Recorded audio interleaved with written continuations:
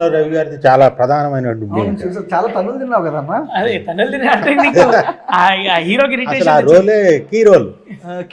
నీకు చెప్తున్నా కదన్న. అంటే ఇప్పుడు ఇప్పుడు డైరెక్టర్ గారు ఇంకో దిక్కు వెళ్ళాడు. ఇప్పుడు సినిమా రెడీ చేసే దాంట్లో ఉన్నా లేకున్నా కూడా ఇప్పుడు మ్యూజిక్ డైరెక్టర్ గారు, ప్రొడ్యూసర్ గారు మేము ఊగగలుగుతున్నాం అంటే ఈ సినిమాలో ఒక మంచి రోల్ ఉంది కాబట్టి నేను ఎందుకన్నా అంట కదా, ఒక మంచి రోల్. సినిమాలో కమెడియన్ అనుకుంటున్నాను. మీరు సినిమా చూడండి, హీరోని ఓడించాడు విలనే అవుతాడు కదా. అవునవును. అంటే హీరో సంకల్పాన్ని భగ్నం చేసేవాడు విలనే. సో ఆ భగ్నం చేసేటువంటి క్యారెక్టర్ నాలాంటి ఒక డిస్టర్బ్ చేసే క్యారెక్టర్ ప్రతి లైఫ్లో ఒకటి ఉంటాడు. చెడగొట్టేటాడు అనుకోవచ్చు, చెడగొట్టి వాని అంటే వాడు ఒకటి సంకల్పం తీసుకున్నాడు అనుకో, హీరో అంటాడు వాడిని డిస్టర్బ్ చేయాలనుకునేటప్పుడు చెడగొట్టేటాడే కదా. ప్రతి లైఫ్లో ఉంటాడు. మన ఫ్రెండ్స్లో ఒకటి ఉంటాడు కదా. నేను చాలా మంది కనెక్ట్ అవుతా ఈ రోలు. అరే వీడు వాన్లాగా, వీడు వాన్లాగా, వీడు మనకు వాన్లాగా అని నన్ను చాలా మంది కనెక్ట్ చేసుకునే క్యారెక్టర్ ఉంటుంది. నాకు ఒక చిన్న డౌట్, మీరు బయట రచ్చ చేస్తారు, సినిమాలు కూడా రచ్చ చేస్తారు, ప్రొడ్యూసర్ గారు చెప్తున్నారు. సో ఎందుకన్నా మీరు ఇలానే ఉంటారు, ఎందుకు అంత రచ్చరచ్చగా? దీనికి ఏం లేదు తమ్ముడు. వాస్తవానికి చెప్పాలంటే ఇది అమ్మ నాన్న ఇచ్చిన ఎనర్జీ. మన దగ్గర ఉన్నది ఎనర్జీ. ఆ ఎనర్జీని దాచుకుంటే ఏమవుతుంది?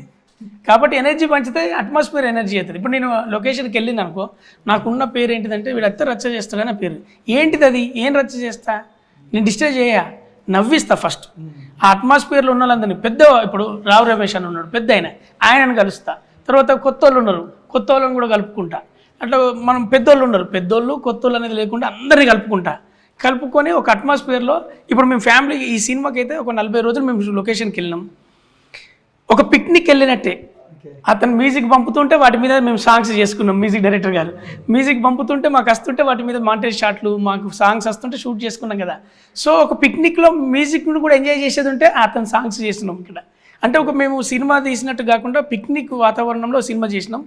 సో హీరో గారికి ఏం మార్కులు పడతాయంటే, మ్యాడ్లో అతను ఇప్పుడు 3 ఫ్రెండ్స్ కలిసి చేసే అల్లరిలో ఉంటాడు, ఇందులో కథానాయకుడిగా ఉంటాడు. అతన్ని ఎంతమంది డిస్టర్బ్ చేస్తారు, అతన్ని ఏం చేయాలనుకుంటాడు అనేది ఈ సినిమాలో నితిన్ అన్నకు మంచి మార్కులు పడతాయి. డైరెక్టర్ గారికి మంచి కథ అని ఉంటుంది, ప్రొడ్యూసర్ గారికి మంచి సక్సెస్ అవుతాడు. ఎందుకంటే మాట్లాడతారు, ఒక సినిమాను చూసి బాగుందిరా బాగలేదురా అనేది చెప్పుకుంటాం జనరల్గా, అంతే ఉంటుంది.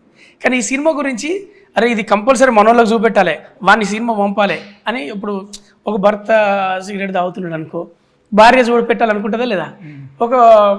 ఒక తండ్రి చూసిండు అనుకో, నా కొడుకు సినిమా చూపెట్టాలనుకుంటాడా లేదా? అట్లా కనెక్టివిటీ ఉన్న సినిమా అందరికీ, అంటే అందరి మనసులకు, అందరి ఇంటింటికి కరెక్ట్ టైంలో వచ్చిందిరా ఇది. ఈ టైంలో ఇది కరెంట్ అఫైర్ సినిమా అనేటట్టు ఉంటుంది. సూపర్ అన్న. చుట్టుపక్కల ఉన్నటువంటి అంశంతో తయారు చేసిన సినిమా కాబట్టి అందరూ కనెక్ట్ అయిపోయింది. నేను ఇదివరకు కూడా ఇంటర్వ్యూలో కూడా చెప్పి, ఇప్పుడు కూడా చెప్తాను.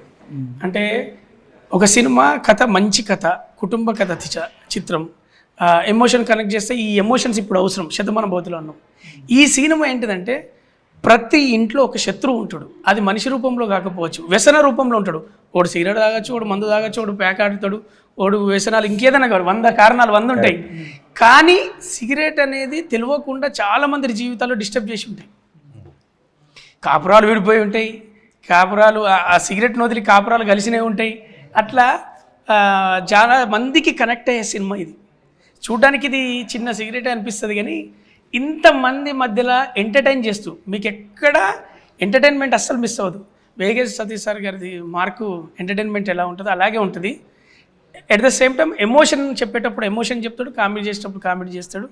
The best cinema current affair cinema. Super అండి. అండ్